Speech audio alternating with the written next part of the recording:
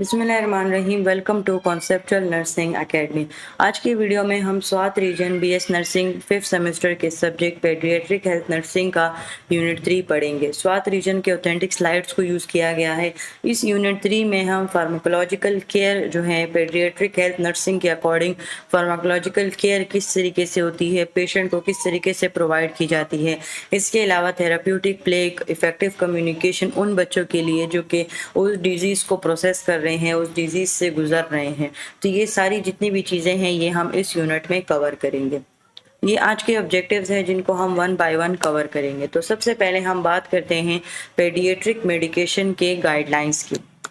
ये paediatric medication किसको दी जा रही है? ये उन बच्चों को, ये उन पेशेंट्स को दी जा रही है जो कि 0 से 18 की रेंज में हैं, जो कि चिल्ड्रन की कैटेगरी में आते हैं। तो उनको जो हम मेडिकेशन प्रोवाइड करेंगे तो वो पेडियाट्रिक मेडिकेशन होगी। उसके लिए उन्होंने कुछ गाइडलाइंस हमारे लिए सेट किया है, जिसमें सबसे पहले आता है डोसेज कैलकुलेशन। अगर आप लोग कभी खुद गए हो क्लिनिक पे, जब आप छोटे थे या किसी बच्चे को लेकर गए हो, तो वो जो डॉक्टर होते हैं, जो फिजिशियन होते हैं या जो नर्सेज होती हैं, तो वो सबसे पहले किसी भी ड्रग को एडमिनिस्टर करने से पहले बच्चे का जो है ना वो वेट ज़रूर चेक करती है। क्योंकि पेडियाट्रिक मेडिकेशन के लिए जो सबसे अहम बात है, जो सबसे मोस्ट इम्पॉर्टेंट है, वो डोसेज कैलकुलेशन है, जो कि हम वेट या बॉडी सरफेस एरिया के अकॉर्डिंग हम उसको चेक करते हैं।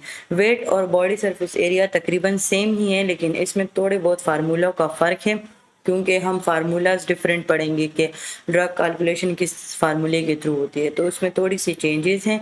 अच्छा, एक एमसीक्यूज़ के लिए पॉइंट याद रखें कि जब भी हम वेट के लिए यूनिट यूज़ करते हैं तो वो किलोग्राम होता है।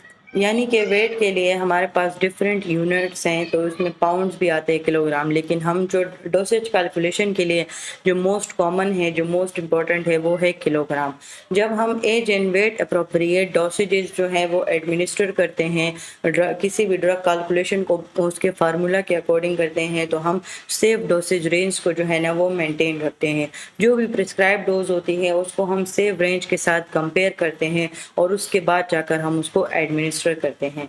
जो तीसरा पॉइंट है वो है डबल चेक। वैसे तो हर मेडिकेशन को, चाहे वो अडल्ट को लग रहे हैं या चाहे वो पेडियाट्रिक पेशेंट्स को लग रहे हैं, तो कोई भी ड्रग जो है या कोई भी मेडिकेशन, उसको हमने डबल चेक लाजमी करना है।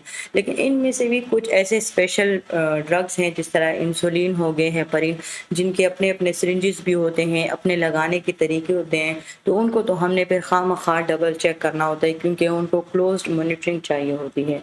फोर्थ पॉइंट में, 4 गाइडलाइन में हमारे पास पेशेंट के राइट्स के बारे में बताया